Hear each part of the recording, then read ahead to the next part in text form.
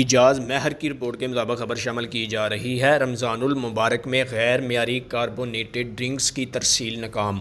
D G food authority کی ہدایت پر food safety ٹیموں کی فیصل روڈ پر واقع کاربونیٹڈ ڈرنکس یونٹ کی چیکنگ۔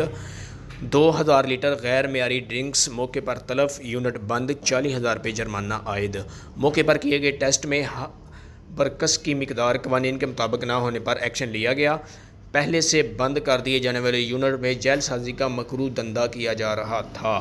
ممنوعہ مضر صحت کھلے رنگوں، کیمیکل اور فلیور سے تیار محلول سپلائی کے لیے تیار رکھا پایا گیا۔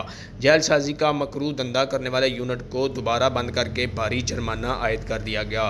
جعلی ڈرنکس کو رمضان المبارک میں شہر اور نواحی علاقوں کی چھوٹی بڑی دکانوں پر سپلائی کیا جانا تھا۔